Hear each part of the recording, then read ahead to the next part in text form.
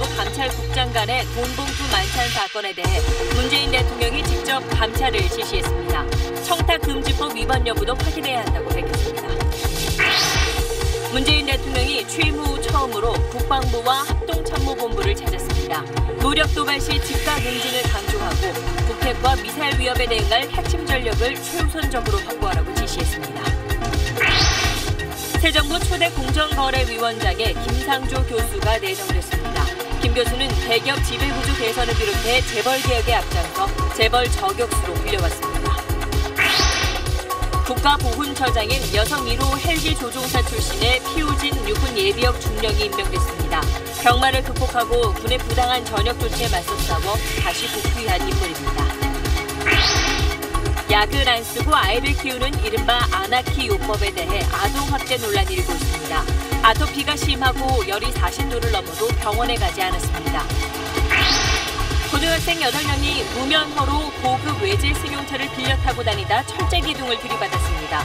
차를 빌리는 카쉐어링 앱에 아버지 명의의 운전면허 정보를 입력하고 차를 빌렸습니다.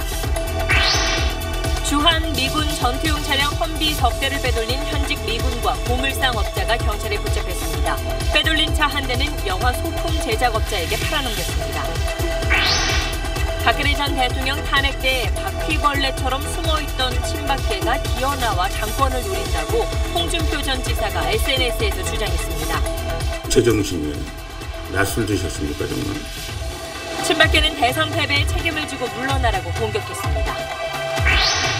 지난 5일 세월호 침몰 해역에서 찾은 뼈 한 점이 단원고 고창석 교사의 유해로 확인됐습니다. 생전에 짧은 스포츠머리를 해서 또치 선생님으로 불렸으며 참사 당시 제자들에게 구명조끼를 양보했습니다.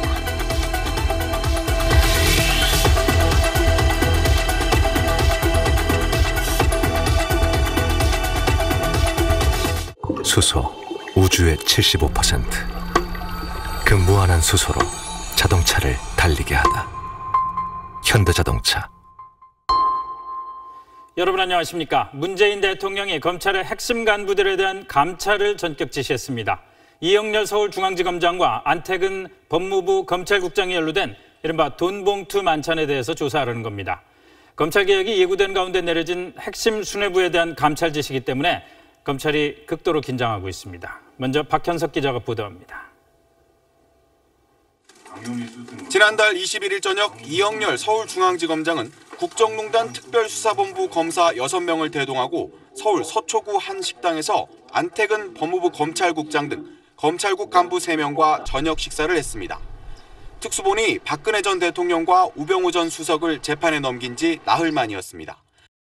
안 국장은 우 전 수석과 천여 차례 전화통화를 한 것으로 드러나 논란을 빚었던 인물입니다. 이 자리에서 안 국장은 특수본 수사팀장들에게, 이 지검장은 검찰국 과장들에게 70에서 100만 원씩 든 돈봉투를 건넸습니다. 이런 사실이 알려지면서 비난 여론이 일었지만 검찰과 법무부는 후배 격려를 위한 자리이고 돈봉투 역시 주요 수사 종료 뒤 의뢰 집행하는 수사비 지원이라고 해명했습니다. 또 이 지검장이 건넨 격려금은 검찰국 과장들이 다음 날 반환했다며 문제될 게 없다고 밝혔습니다. 하지만 이런 해명에 대해 여전히 석연찮은 점이 있고 해명도 부적절하다는 지적이 나오자 문재인 대통령은 직접 감찰을 지시했습니다. 엄정히 조사하여 공직 기강을 세우고 청탁금지법 등 법률 위반이 있었는지 여부도 확인해야 합니다.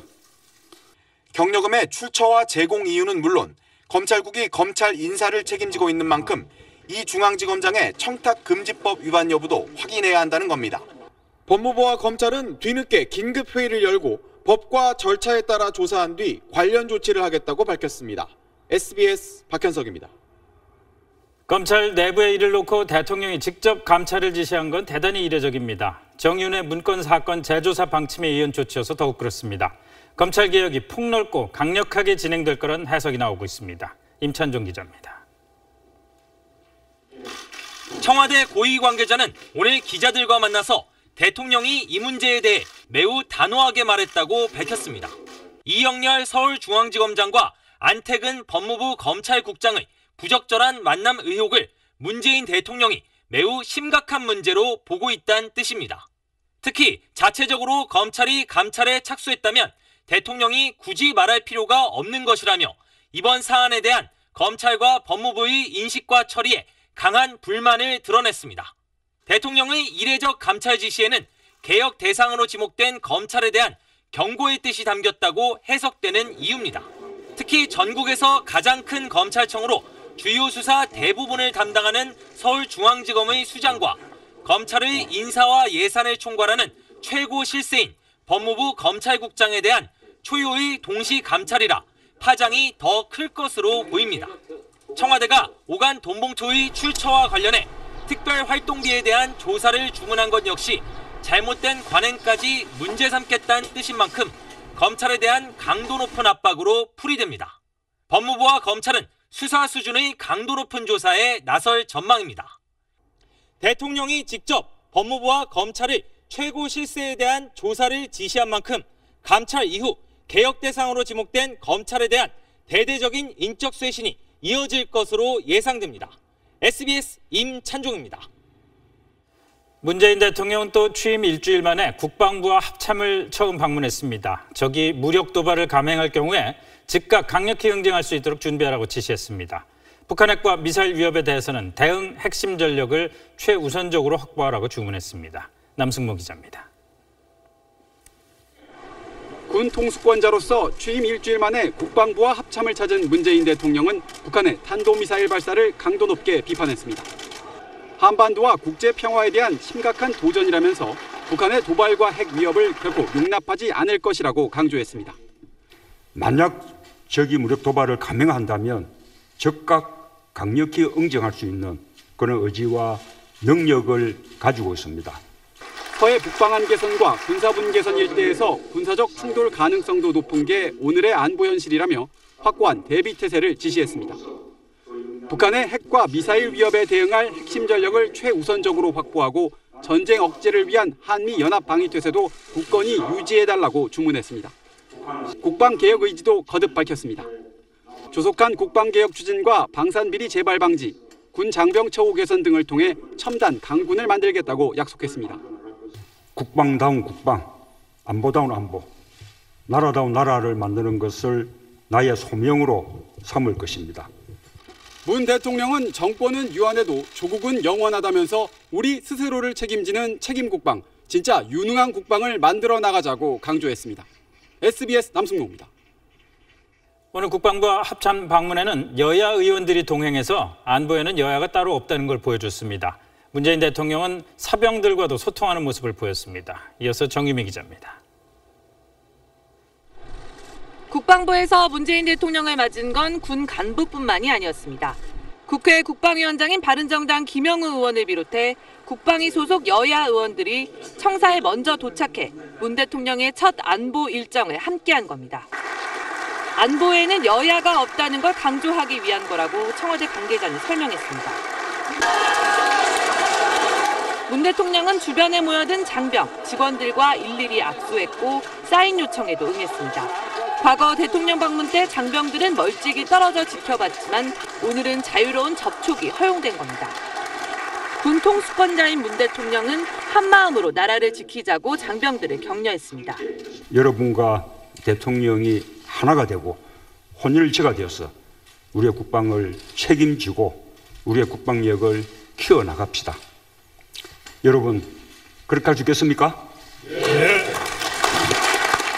문 대통령은 군 수뇌부뿐만 아니라 첫 여성 전투조종사 박지연 소령, 목함 지뢰 사건으로 부상당한 하재현 중사 등과 화상 통화하며 격려했습니다. 인사와 사인 요청이 몰리고 격려 전화까지 길어지면서 일정이 20분 정도 더 걸리기도 했습니다. SBS 정유미입니다.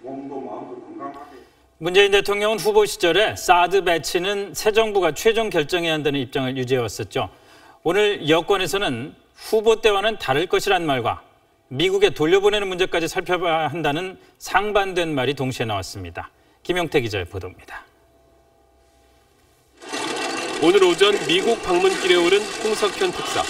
사드 배치는 국회 동의를 거쳐야 한다는 문재인 대통령의 후보 시절 발언과 관련해 미묘한 언급을 했습니다. 후보 때 한 발언하고 또 대통령이 뒤에서 또 상대가 있는 그런 문제니까 그건 뭐 좀 차이가 있지 않겠어요?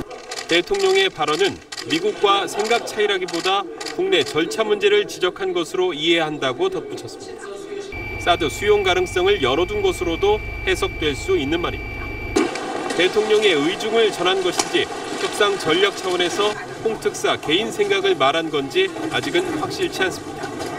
여당 새 원내 사령탑 발언은 또 달랐습니다. 우원식 원내대표는 사드 문제를 국회에서 들여다보겠다는 걸 분명히 했습니다. 법적 절차가 제대로 이행되지 않았다면 미국에 돌려보내는 것까지 살펴볼 수 있다고 했습니다. 다만 논란이 일 조짐이 보이자 원론적 얘기였다고 물러섰습니다. 사드와 관련해서 원점에서 충분히 지금 주어져 있는 조건을 가지고 충분히 신중하게 논의하자 이런 의미입니다. 정세균 국회의장도 국민의 재정 부담을 주는 사안이라며 국회 동의가 필요하다고 말했습니다. 결국 새 정부는 홍석현 특사의 방미 결과를 토대로 사드에 대한 입장을 1차 정리한 뒤 정치권과 조율에 나설 것으로 보입니다. SBS 김용태입니다. 북한에 대한 추가 제재를 논의하기 위해서 열린 유엔 안보리 긴급회의에서 미국은 국제사회가 북한의 편에 설지 말지를 선택하라고 경고했습니다. 그러면서도 북한과의 대화 가능성을 완전히 닫지는 않았습니다. 뉴욕 최대식 특파원이 보도합니다. 미국의 강경한 입장은 회의 전 기자회견에서부터 감지됐습니다. 북한의 미사일 능력을 실질적 위협으로 규정하고 국제사회가 북한 편에 설지 선택하라고 몰아붙였습니다. If you are a country that is supplying or supporting North Korea, we will call you out on it. We will make sure that everyone knows who you are and we will target those sanctions towards you as well. 헨리 대사는 그러면서도 미국은 북한의 정권 교체를 시도하지 않으며 기꺼이 대화할 용의가 있다고 밝혔습니다. 북한의 핵 프로그램과 관련 실험의 완전한 중단을 전제로 제시했습니다. We are willing to talk, but not until we see a total stop of the nuclear process and of any tests there. 대북 제재와 압박 기조 속에서도 트럼프 정부가 대화의 문을 열어둔 것 아니냐는 관측입니다.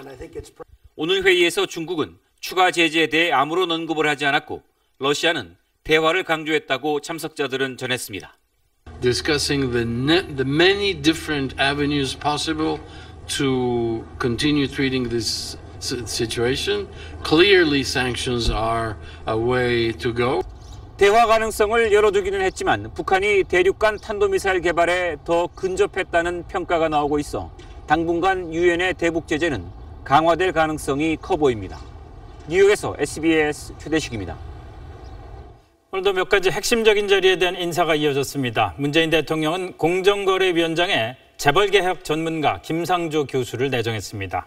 또 청와대 공직기강 비서관에는 검찰 출신이 아닌 김종호 감사원 국장을 발탁했습니다. 문정무 기자의 보도입니다.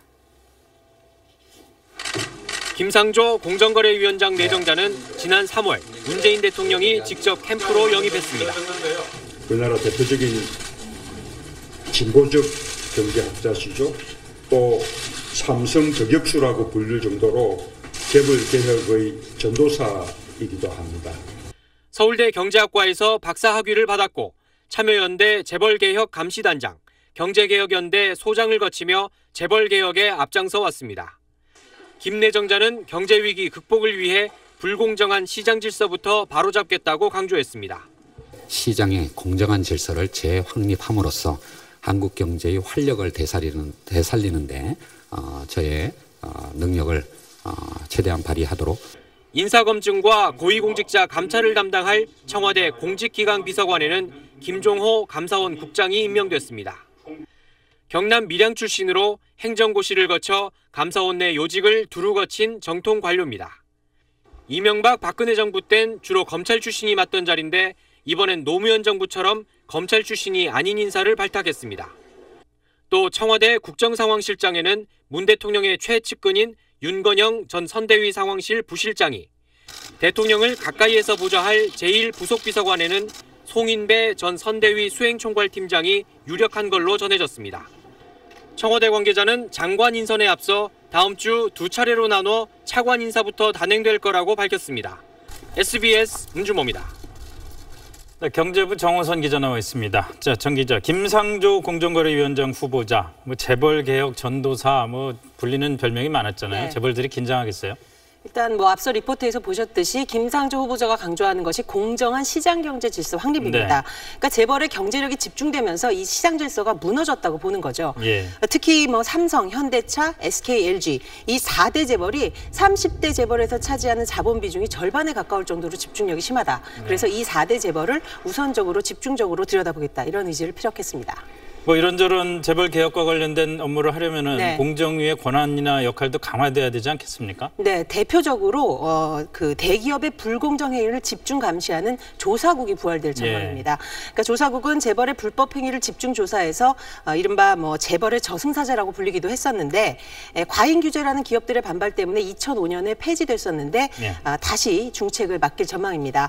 그리고 또 공약사항이죠. 그 공정위 고발이 있어야 검찰이 기소할 수 있도록 한 공정위 전속 고발권은 폐지될 전망입니다. 네, 재벌들 반응이 궁금한데요. 네, 일단 집중 조사 대상으로 거론되는 재벌들은 말을 아끼면서 향후 행보를 좀 예의주시하는 그런 반응입니다. 다만 김 내정자는 무조건 재벌 체제를 부정하기보다는 상당히 현실주의자라는 그런 평가도 있습니다. 그러니까 김 후보자의 말을 한번 보면 대통령이 법으로 규제하는 것만으로는 재벌 개혁을 할 수 있는 시대는 지났다. 시장의 힘을 존중해야 한다. 이런 말을 하는 것도 같은 맥락이라는 거죠. 다만 대기업들은 이 학자로서 있을 때와 그리고 실제 정책 담당자로서 있을 때 이 어떤 환경이 다를 수 있다라는 그런 부분을 감안해 주기를 바란다. 이런 희망을 피력하기도 했습니다. 네, 잘 들었습니다. 국가보훈처장에는 피우진 예비역 육군 중령이 임명됐습니다. 첫 여성 보훈처장입니다. 여군 헬기 조종사였던 피우진 처장은 병마를 극복하고 군의 부당한 전역 조치에 맞선 철의 여인으로 알려진 인물입니다. 김흥수 기자가 소개해드립니다. 피우진 신임 처장은 첫 여성 보훈처장이기도 하지만 군 출신 처장 가운데 장군이 아닌 영관급이 임명된 것도 처음입니다. 여성 30% 공직자 장관 거기에 입각해서 제가 이제 군 출신이면서 제가 보훈 가족입니다. 상위 군인이기 때문에 발탁을 하신 걸로 알고 있습니다. 1979년 육군 소위로 임관한 피우진 처장은 항공병과에 지원해 여성 헬기 조종사로 대부분의 군 생활을 보냈습니다. 2006년에는 유방암을 이겨냈는데도 군이 강제로 전역 조치하자 부당하다며 소송을 냈고 결국 승소해 1년 6개월 만에 군에 복귀했습니다. 많은 사람들이 저보고 야 그렇게 좋아했던 군에서 배신당하고 뭘 다시 군으로 돌아가려고 하느냐 이렇게 얘기하거든요. 근데 나는 군이 배신했다고 생각하지 않거든요. 이 사건을 계기로 군인들이 복무 중 장애를 얻어도 계속 복무할 수 있도록 하는 규정이 만들어졌습니다. 청와대는 유리 천장을 깨고 여성이 처음 가는 길을 개척해온 피우진 처장이 군 복귀 과정에서도 국민에게 감동을 줬다고 인선 이유로 들었습니다. 피우진 처장은 내일 5.18 민주화운동 기념식에서 애국가도 씩씩하게 부르고 임을 위한 행진곡도 씩씩하게 부를 거라고 말했습니다. SBS 김웅수입니다. 중국의 사드 보복 조치로 꽉 막혀 있던 한중 관계가 회복될 거라는 전망이 나오고 있습니다. 아직 단정적으로 말할 수 있는 단계는 아니지만 한한령, 즉 한류 금지령이 완화된 듯한 분위기가 곳곳에서 감지되고 있습니다. 베이징에서 정성엽 특파원이 보도합니다. 중국의 3대 음원 사이트인 QQ뮤직입니다. 사드 갈등으로 사라졌던 K-팝 차트가 2달 만에 다시 등장했습니다. 지금은 한국 아이돌 가수들의 음악을 예전처럼 즐길 수가 있습니다. 지난 11일 재즈 피아니스트 배세진 씨의 베이징 공연도 중국 일간 매체가 관중을 매료시켰다며 비중 있게 다뤘습니다. 소프라노 조수미 씨와 피아니스트 백건우 씨 공연이 줄줄이 취소될 때와는 사뭇 달라진 분위기입니다. 편성이 연기됐던 한류 TV 프로그램이 다시 편성이 확정됐다는 소식이 들리며 중국 투자자들이 움직인다는 이야기도 들립니다. 밀어놨던 우리 중국 쪽의 이제 콘텐츠 업계 사람들이 이제 사업 문의 같은 것도 좀 향후에 대비해서 좀 하는 것 같아요. 사드 직격탄을 맞은 롯데는 지난 3월부터 닫았던 롯데마트 홈페이지를 이달부터 다시 가동하며 사업 재개 분위기를 가늠하고 있습니다. 구체적으로 일정이나 이런 시간표가 확정된 것은 아니라 내부적으로 이제 저희가 언제든지 할 수 있도록 계속 준비를 하고 있는 단계입니다.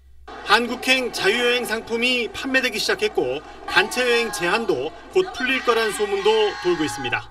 새 정부가 들어서면서 완연해진 한중 간 해빙 분위기로 이 한한령 해제 기대감이 높아지고 있는 상황이기 때문에 내일 베이징으로 들어오는 중국 특사단의 역할에 관심이 집중되고 있습니다. 베이징에서 SBS 정성엽입니다. 문재인 대통령이 취임 이후 처음으로 모레 여야 5당 원내 지도부를 만납니다. 여소야대 전국에서 협치를 가늠해 볼 첫 시험대입니다. 정치부 이한석 기자 나와 있습니다. 자, 이한석 기자, 모레 만난다고요? 그렇습니다. 어제 더불어민주당 또 국민의당 원내대표가 선출이 됐죠. 그리고 곧바로 오늘 전병헌 청와대 정무수석이 국회를 찾아서 회동을 제안을 했고요. 그래서 모레 청와대에서 문재인 대통령을 중심으로 여야 5당 원내대표들이 회동을 하기로, 오찬을 하기로 합의가 됐습니다. 이 여야 대표와의 청와대 회동이 모레면은 과거 정부에 비해서 좀 빠르다고 봐야죠? 일단 취임한 직후에 9일 만인 것 같습니다. 대단히 빨라 보이는데 박근혜 전 대통령 같은 경우에는 당선인 시절에 국회를 찾아간 적은 있습니다. 그렇죠. 하지만 이 취임 이후에 여야 대표들을 만난 게 1년 4개월이 지났습니다. 그리고 이명박 전 대통령도 2달이 걸렸고요.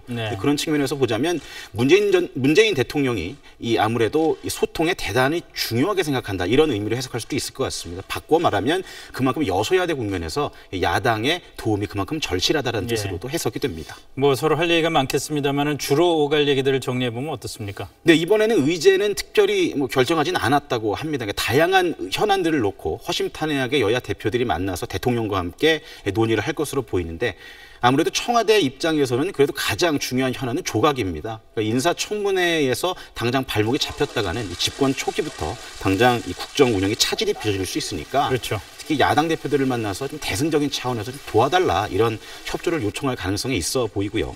또 일자리 추경이나 아니면 북핵 위기 같은 현안들을 여야 대표들과 함께 공동으로 고민을 하면서 공감대를 형성할 수 있는 자리도 될 것으로 보입니다. 여야 원내 지도부 만나는 얘기는 여기까지 하기로 하고요. 문재인 캠프가 후보 시절에 집권 100일 계획을 마련했다고 하는데 그 내용 좀 소개해 주실 수 있습니까? 네, 그 취임 초기부터 문재인 대통령이 공약했던 이런 개혁 과제들이 있습니다. 이런 개혁 과제들을 속도감 있게 추진하자, 이런 취지에서 만들어진 계획안이라고 이해를 하시면 될 것 같습니다. 아무래도 이 여소야대 상황에서 이 개혁 입법을 통해서는 쉽지 않겠다. 그렇다면 이 대통령의 권한을 좀 최대한 이용하자. 그래서 대통령의 업무 지시, 그러니까 이 행정 조치들을 통해서 가능한 개혁 과제들을 실천해 나가자, 이런 내용이 골자입니다. 예를 들면 문 대통령이 집권한 취임한 이후에 내놓은 업무 지시들이 있습니다. 일자리위원회 구성이라든지 아니면 이 세월호에서 희생당한 기간제 교사의 순직을 인정한다든지 이런 조치들, 이런 것들이 이 집권 100일 계획에 들어있는 개혁 로드맵이라고 보시면 되겠습니다. 네. 자, 뭐 그와 관련된 얘기일 수도 있는데 내일이 5.18 기념일이잖아요. 그렇습니다. 아마 취임 이후에 가장 큰 행사가 되지 않겠나 싶은데 이것과 관련된 업무 지시도 뭐 있을 수가 있겠습니까? 이물리한 행진곡 말고? 아무래도 그 5.18 당시 계엄군이 민간인에게 헬기 사격을 했다, 이런 정황들도 드러나고 있지 않습니까? 이런 측면에서 본다면 국가 차원에서 5.18 진상규명위원회를 설치하자, 이런 업무 지시를 할 수도 있을 것 같고요. 그러면 뭐 적폐청산 특위 설치라든지 그 밖에 이 재벌 기업 개혁에 필요한 행정 조치들도 뒤따를 가능성이 있어 보입니다. 네, 한번 기다려 봐야겠습니다. 아나키, 약 안 쓰고 아이들 키운다, 이런 건데 일종의 자연주의 육아 방식입니다. 요즘 인터넷 카페를 통해서 엄마들 사이에 퍼지고 있습니다. 한 시민단체가 이게 아동 학대나 다름없다면서 경찰에 고발했습니다. 잠시 뒤에 전해드립니다.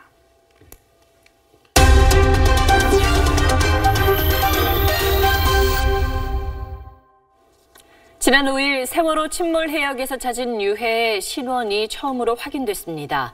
단원고 고창석 교사입니다. 생전에 짧은 스포츠 머리를 해서 또치 선생님으로 불렸고 참사 당시 제자들에게 구명조끼를 양보하고 탈출을 도우면서 정작 자신은 빠져나오지 못했습니다. 표원구 기자가 보도합니다. 고 고창석 씨의 유해는 지난 5일 침몰 해역 수중 수색 과정에서 발견됐습니다. 34cm 길이의 뼈 한 점으로 세월호 뒤편과 맞닿았던 해저에서 발견됐습니다. 국과수는 그동안 대검찰청과 교차 분석을 실시해 고 씨의 유해로 확인했습니다. 당초 DNA 분석은 한 달 정도 소요될 것으로 예상됐지만 유해의 상태가 양호해 시간을 줄일 수 있었습니다. 순간순간마다 그걸 계속적으로 반복적으로 거기서 탈칼슘화된 부위를 선택을 해가지고 그 샘플을 모읍니다. 단원고 체육교사인 고 씨는 참사 당시 바닷물이 턱까지 차오르는 순간에도 주위에 있던 제자들에게 구명조끼를 양보하고 배 밖으로 탈출할 수 있도록 도운 것으로 전해졌습니다. 하지만 확인된 유해가 뼈 한 점뿐이어서 선체 수색은 물론이고 침몰해역 수색도 서둘러야 한다는 목소리가 커지고 있습니다. 이 수색이 빨리 끝나야지만 다시 그쪽에 여기가 다 안 나오면 또 그쪽에서 다시 다른 방법으로 찾아야 되는 거잖아요. 세월호 선체 수색은 4층은 70%, 3층은 30% 정도 끝났습니다. 4층에 이어 단원고 교사들이 오가던 3층 중앙부 회전계단 근처에서도 다수의 유해가 계속 발견되고 있어 고시의 유해도 추가로 발견될 것으로 수습본부는 기대하고 있습니다. SBS 표현구입니다.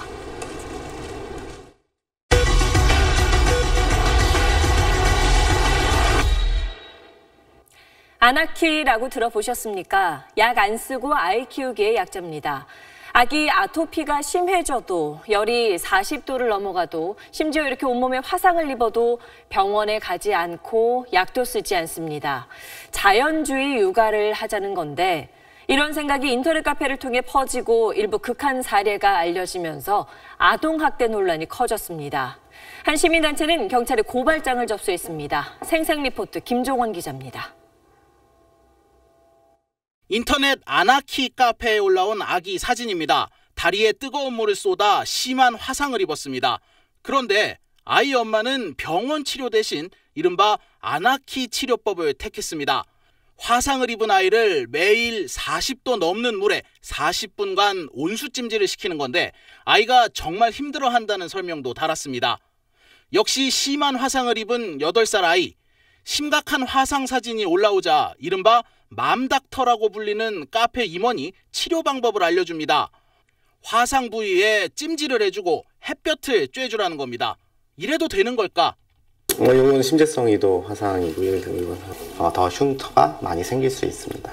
햇빛을 초기에 받게 되면 주변보다 쉽게 까매질 수 있습니다. 아이들에게 고통만 주고 그 치료 기간만 길어지기 때문에 쉽게 얘기하면 아동 학대라고 보시면 될 것 같습니다.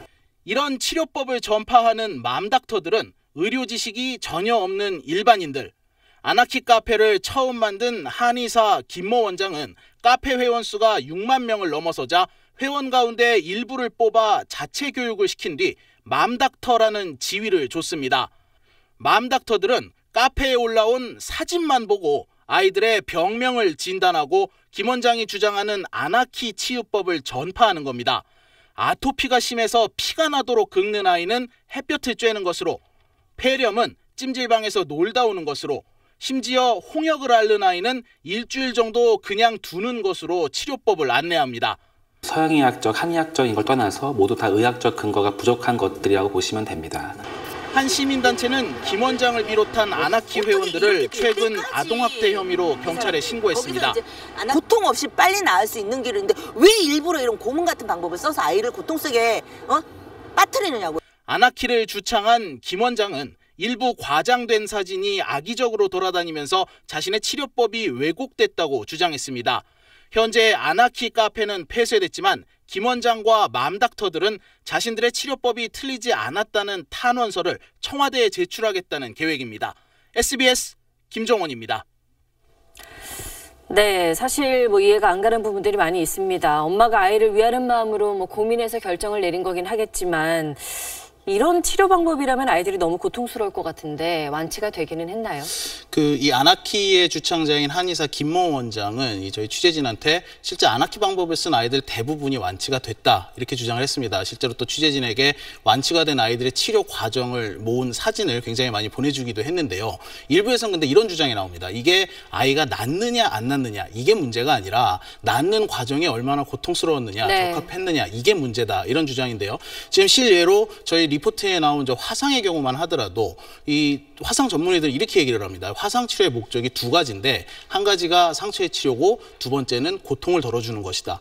근데 이 아나키 치료 방법은 고통을 덜어주는 측면에 있어서는 오히려 고통을 배가시키기 때문에 이게 아이에게 고문이라는 거죠.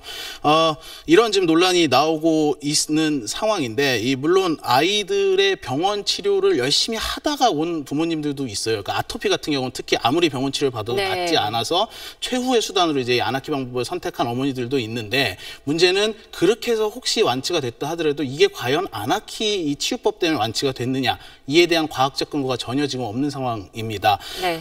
이게 또 한 가지 우려되는 거는 저희가 취재를 하다 보니까 이런 어머니도 만날 수가 있었는데요. 이 아나키 회원 중에 완치가 됐다라는 글을 올렸었는데 취재진이 어렵게 연락을 해봤더니 사실은 몰래 병원에 가서 치료를 했다. 근데 이 카페에다가는 병원 갔다는 얘기를 올리면 안 되는 분위기여서 그걸 안 올렸다. 이렇게 말을 하는 엄마가 있었는데 이건 이제 카페 회원들에게 잘못된 정보를 줄 수 있기 때문에 상당히 위험하다 이렇게 볼 수 있습니다. 그런데요, 뭐 진짜 병원에 안 가고 난 걸 오해하고 따라할 수도 있으니까요. 네. 그래서 치료 방법도 논란이고 예방 접종을 거부하는 것도 논란거리잖아요. 예, 그렇습니다. 예방 접종 맞지 말아라. 이게 지금 아나키 카페가 강조를 하는 건데 이게 이제 사실 카페가 굉장히 오래됐습니다. 한 4, 5년 됐는데 최근 들어서 좀 논란이 된 이유 중에 하나가 지금 학기 초지 않습니까? 근데 예방 접종을 맞지 않은 아이들이 우리 아이와 섞이는 게 싫다. 이걸 주장하는 부모님들이 나오면서 이 학기 초에 좀 논란이 된 상황입니다. 그러니까 이 아나키 방법으로 예방 접종을 맞지 않은 아이들은 본의 아니게 학교나 유치원에서 왕따를 당할 가능성까지 지금 있는 상황입니다. 그렇군요. 잘 들었습니다. 주한미군 전투용 차량 험비 석 대를 빼돌린 현직 미군과 고물상 업자가 경찰에 붙잡혔습니다. 빼돌린 차 한 대는 영화 소품업자에게 팔아넘겼습니다. 이세영 기자입니다. 기관총을 장착한 소형 장갑차가 모래바람을 휘날리며 달립니다. 미국 지상군의 주력 전술 차량 험비입니다. 그런데 경기도 평택의 한 고물상 야적장에서 난데없이 이 험비 차량들이 발견됐습니다. 주한 미군기지 고물처리업자인 60살 허모 씨 등이 지난해 6월 고장난 험비 차량 석 대를 화물차에 실어 무단 반출한 겁니다. 고장난 험비는 폐기가 결정되면 산산조각 낸 뒤 고철 상태로 반출해야 하지만 미군 부사관 47살 전모 중사 등 2명이 서류를 꾸며 반출을 도운 것으로 드러났습니다. 미군 B씨가 직접 인솔을 했고 그 반출하는 과정에서도 B씨가 배웅을 했기 때문에 미군 초부에서는 아무 의심 없이 허 씨 등은 토우 장착형 험비 한 대를 전쟁 영화 소품 제작업자에게 1,100만 원을 받고 팔아넘겼고 병사 수송용인 남은 2대는 해외로 밀수출하려다 덜미를 잡혔습니다. 경찰은 허 씨와 미군 중사 등 7명을 특수절도 혐의로 불구속 입건했습니다. SBS 이세영입니다. 날씨가 좋아지면서 캠핑 계획하는 분들 많으시죠. 하지만 캠핑용품 구입할 때 또 사용할 때 꼼꼼히 따져보셔야겠습니다. 인기를 끈 캠핑용품 가운데 쉽게 폭발할 수 있는 불량 제품이 있었습니다. 원종진 기자입니다. 서울 외곽의 한 가건물, 금속 부품과 가스통이 어지럽게 널려 있습니다. 60살 이모 씨 등이 대형 LP 가스통을 다 쓴 부탄가스통과 이어주는 장비를 만들어 온 곳입니다. 네, 이들은 이렇게 작은 부탄가스통을 큰 LP가스통에 연결시킬 수 있는 방식으로 불법 개조했는데요. 이렇게 하면 짐을 덜 수 있는 등 편리한 점이 많아 캠핑족들의 인기를 끌었습니다. 대형 LP가스통 하나만 있으면 휴대용 가스레인지 여러 대를 한꺼번에 사용할 수 있다는 입소문에 최근 2년간 5억 원어치 넘게 팔렸습니다. 경찰이 이 장비를 압수해 안전실험을 해봤습니다. 연결 부분에서 가스가 새면서 바로 불길이 치솟습니다. 가스용 호스가 아닌 일반 호스를 접착제로 이어붙인 무허가 장비다 보니 안전 규정은 애당초 무시됐습니다. 가스를 사용하는 캠핑용품은 반드시 한국가스안전공사의 안전점검을 받은 것만을 사용해야 됩니다. 경찰은 이 씨 등 제조업자 5명과 이들에게 무허가 장비를 공급받아 팔아온 캠핑용품 업주 53명을 불구속 입건했습니다. SBS 원종진입니다.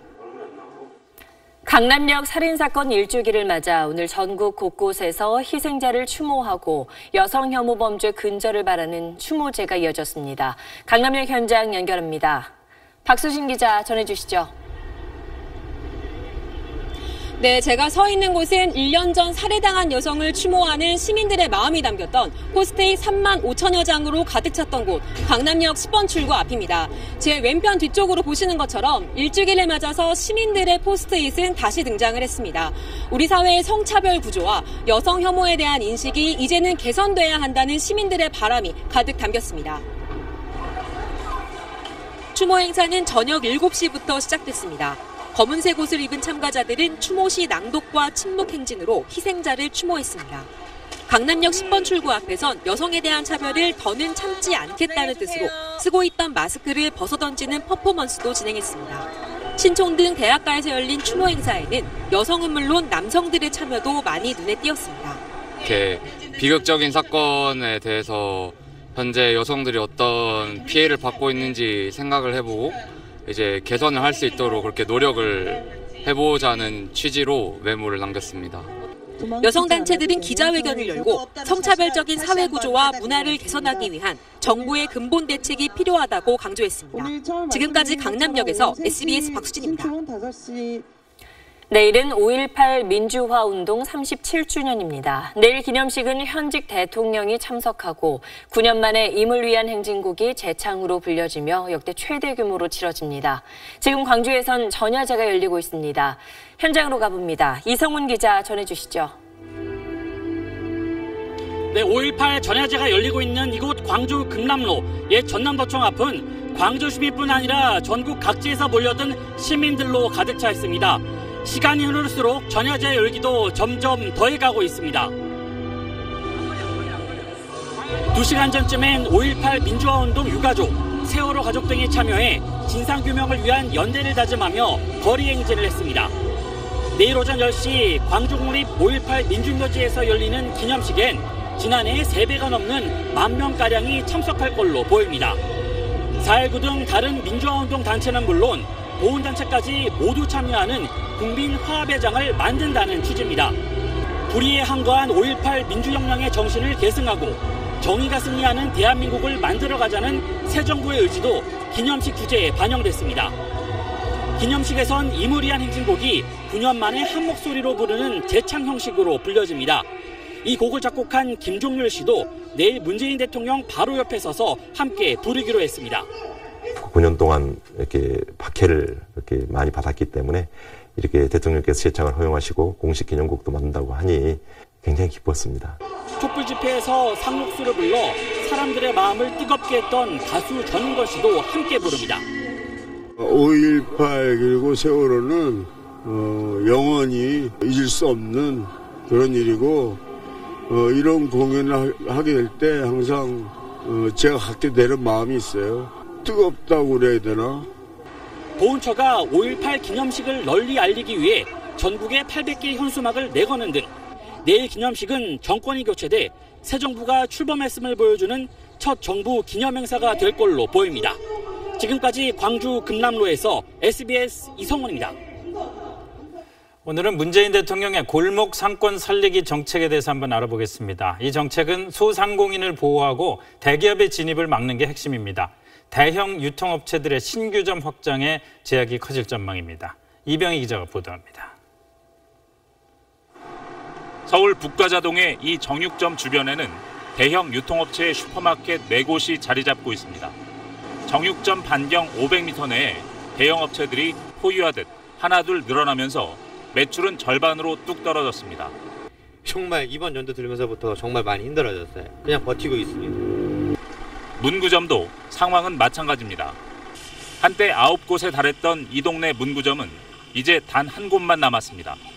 대형마트에서 하물며 색종이까지 스케치북, 색종이 뭐 아니면 애들이 쓸 수 있는 뭐 점토 이런 것까지 다 판매를 하기 때문에 급속히 무너지고 있는 골목 상권을 살리기 위해 새 정부는 소상공인 생계형 업종을 지정하고 여기에는 대기업의 진입을 차단하는 특별법을 추진합니다. 또 대형 복합 쇼핑몰의 입지와 영업 제한을 위한 법 개정에도 착수할 방침입니다. 대형 유통업체들의 문어발식 확장에 제동이 걸리는 겁니다.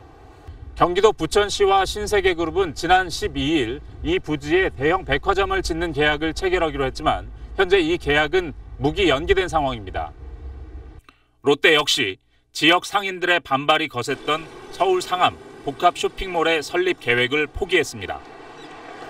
이병희 기자, 이 골목상권 정책 중에 이제 표현상으로 생계형 적합업종 지정 뭐 이런 게 있지 않습니까? 네. 이건 지금도 실시하고 있는 거 아닌가요? 네, 그렇습니다. 동반성장위원회가 지난 2011년부터 지정해서 운영하고 있습니다.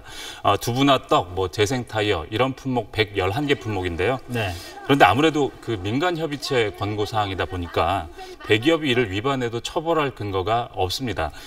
문재인 대통령이 공약에서 법제화 이 부분을 강조한 이유가 여기 있습니다.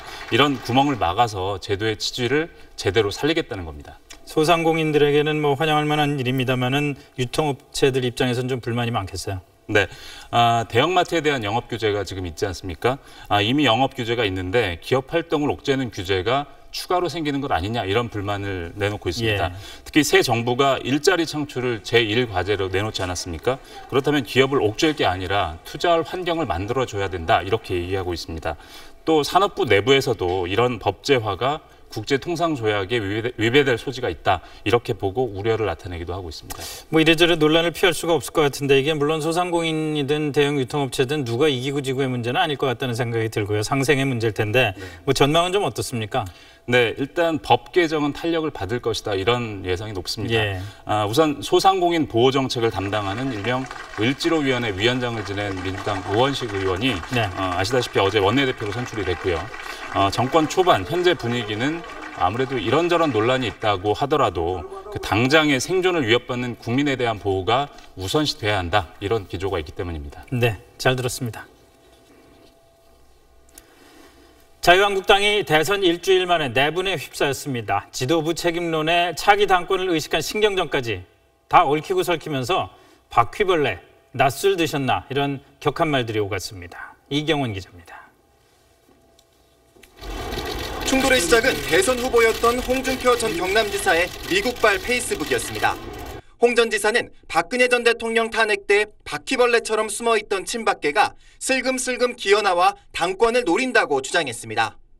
홍 전 지사의 원격 정치에 중진희 의원 간담회장에 참석했던 친박계도 격하게 반발했습니다. 무슨 바퀴벌레고 무슨 탄핵 때 뭐 어쩌고 이 제정신이에요? 낯을 드셨습니까 정말?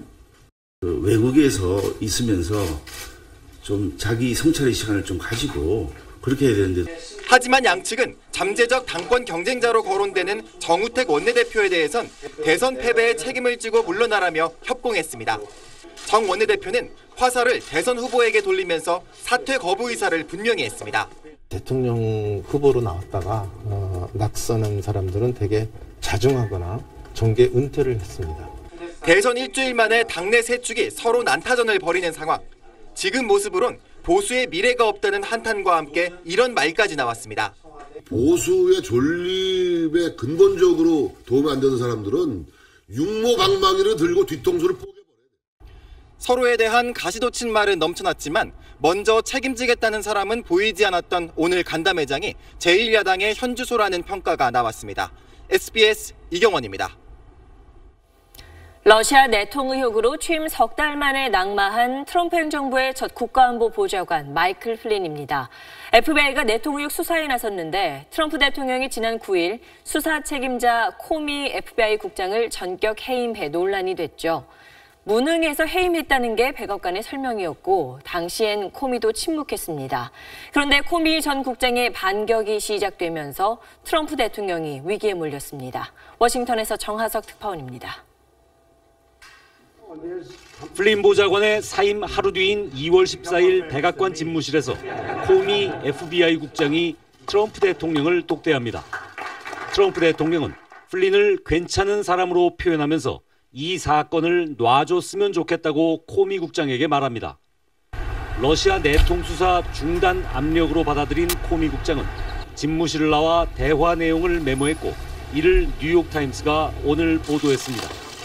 백악관은 즉각 사실이 아니라고 부인했습니다. 단 둘이 나눈 대화, 무엇이 진실인지 확인하기 어렵지만 최근 코미 국장의 전격 해임과 맞물려 여론은 불리하게 돌아가고 있습니다. 트럼프가 수사를 덮으려 했다는 의혹입니다. And now he stepped over the line. Clearly we've got a smoking gun with a lot of dark smoke. and it's very, very unfortunate, and I think it's a sad day for our country. 설상가상 트럼프 대통령이 러시아 외무장관에게 중동의 중요한 기밀을 발설했다는 국가기밀 유출 논란까지 불거졌습니다. 한 여론조사 결과 트럼프 대통령의 탄핵을 지지하는 응답자는 48%에 달했고 절반이 넘는 54%는 러시아 내통설이 사실일 경우 대통령이 물러나야 한다고 답변했습니다. 여론이 계속 악화되고 내년 중간선거를 앞둔 여당 의원들까지 돌아설 경우 트럼프 대통령은 집권 초기부터 심각한 정치적 위기를 맞게 됩니다. 워싱턴에서 SBS 정하석입니다. 요즘 상쾌한 공기 덕에 활동하기 한결 좋으시죠? 내일도 대기 확산이 원활해서 전국의 미세먼지는 보통 수준을 유지하겠습니다. 다만 봄볕이 강하게 내리쬐면서 오존 농도는 높아질 수 있겠습니다. 옷차림은 한결 더 가볍게 하셔도 좋겠습니다. 따뜻한 서풍이 유입되면서 내일은 오늘보다 기온이 조금 더 오르겠는데요. 내일 서울의 한낮 기온은 27도, 광주와 대구는 29도 선까지 오르겠습니다. 내일도 대체로 맑은 날씨 속에 자외선이 강하게 내려주겠습니다. 서울의 아침 기온 14도, 한낮 기온 27도로 오늘보다 더 높겠습니다. 서해안 지역은 바다 안개가 유입되면서 내일 아침 또다시 안개가 강해지는 곳이 있겠습니다. 주 후반으로 갈수록 날은 점점 더 뜨거워지겠습니다. 때이른 더위는 다음 주 월요일까지 이어지겠습니다. 내셨습니다. 문재인 대통령 일주일에 대한 평가가 호의적입니다. 너무 잘해서 솔직히 무섭다 이렇게 야당 의원이 말할 정도입니다. 권위를 버리고 세상의 아픈 곳을 어루만지는 발걸음이 국민의 눈과 귀를 잡은 것 같습니다. 앞으로 소통과 실천이 이어져서 국민의 고단한 몸과 마음까지 잡을 수 있기를 많은 이들이 바랄 겁니다. 뉴스 마치겠습니다. 고맙습니다.